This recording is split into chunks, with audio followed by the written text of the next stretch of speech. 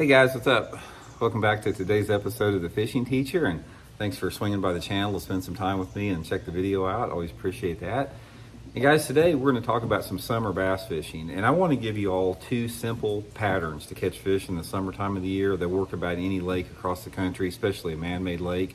I know a lot of times summertime people think that it's hot, it's tough to catch fish, but actually summer can be some of the best fishing. So we're going to simplify today's video and give you guys two different patterns to try that I think is going to work for you over the coming 2 or 3 months there. Also guys, just a big thank you out there to everybody that's been helping the channel out here by subscribing to The Fishing Teacher and using all the links we put in the description. All you guys that have been using and bookmarking that Tackle Warehouse link I put in the description in every video. You guys are really helping out a lot, and big thank you from me and my family. We really appreciate that. Okay guys, it's when you're doing these YouTube videos and you're talking about patterns and techniques, you can't do everything. It's like there's so many different bodies of water in this country. We have tidal waters, we have rivers, we have natural lakes, we have man-made lakes, we have clear lakes, we got muddy lakes. So you can't ever do a YouTube video that one shoe fits everything. But for the most part, the majority of anglers in this country fish man-made reservoirs, the majority of bass anglers. Now, if you're on the northern tier states or you're down on the Gulf Coast or something like that, you're maybe in more natural bodies of water, but that's sort of an outlier to the overall population.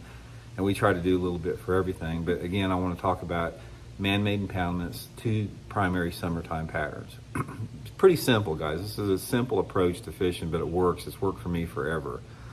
I've always talked about, you guys hear me talk a lot about fishing points on this channel, because in my opinion, points, either secondary points or main lake points, are the best bass holding structures on any lake. And a lot of people, I've had people ask me, Randy, what's a secondary point? A secondary point, guys, is any point that is like inside of a cove or a creek.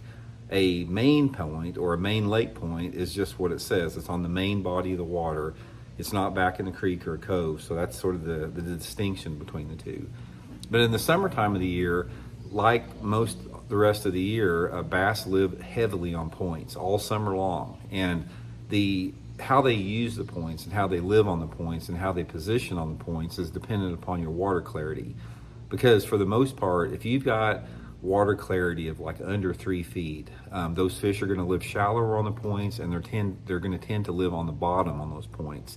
Now, based upon if that water is closer to 3 feet or closer to 1 feet, that's going to determine the depth that those fish are in. But this is a real good summertime pattern if you're fishing a lake that's got less than 3 feet of visibility, is just to fish those main lake points and the secondary points in anywhere between, say, 3 to 10 foot of water. One of the best ways that you can catch them during this time of the year is fishing a football head jig. Just throw a football head jig out there, drag it on the point ends and sides, try to target that 3 to 10 foot range. It's a good way to catch them. Early in the morning, sometimes you can catch them on like a walking topwater or a buzzbait, something like that, whopper plopper. Crankbait could be good too if you got some wind on it, especially in June. June is a really good time to crank the points. And then also fishing a big worm, like a 9 or 10 inch Texas rig plastic worm on those points. Again, 3 to 10 foot deep. And sometimes it helps if you got some cover out there or drop off, but you don't have to have it. Sometimes they just get on that point and relate to it.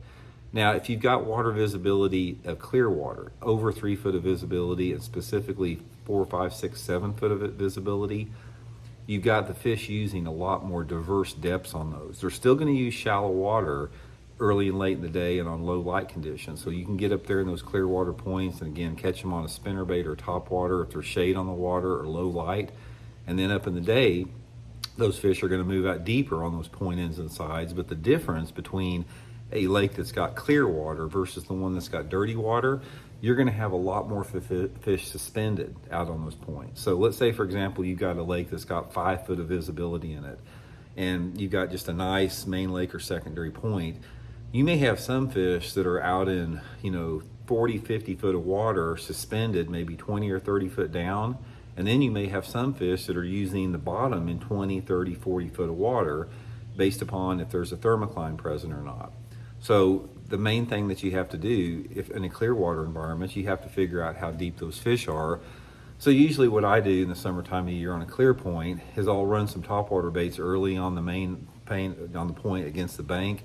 And then I'll get out there with my 2D sonar and I'll graph around on the points and I'll look to see if there's any bait fish visible. And if there's bait fish visible suspended, that's when I'm trying to cast out there on those point ends, like with a little swim bait, count it down, something I can catch those suspended fish with.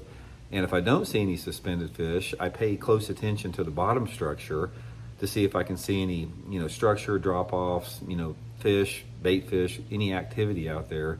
And if I see something out there, I'll note the depth of it and I'll start fishing deeper. Again, with a football head jig, a big worm, a shaky head, something along those lines that I can get a little bit deeper out there. Now that's one pattern.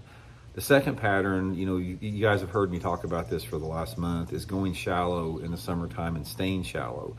There is a population of the fish in the summertime on any lake, I don't care if it's a clear lake or a dirty lake, that live shallow. They're gonna live in less than 5 foot of water, and they're gonna live in that shallow water to take advantage of whatever available cover is there and whatever shallow forage is there, like perch or shad or crawdads, frogs, anything like that.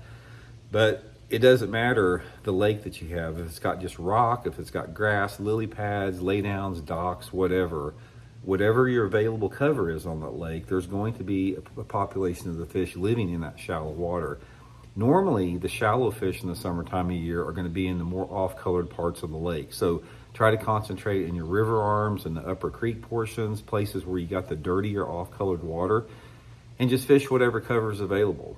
If you got docks or lay down trees or stumps, fish those. If you got shallow grass, fish those.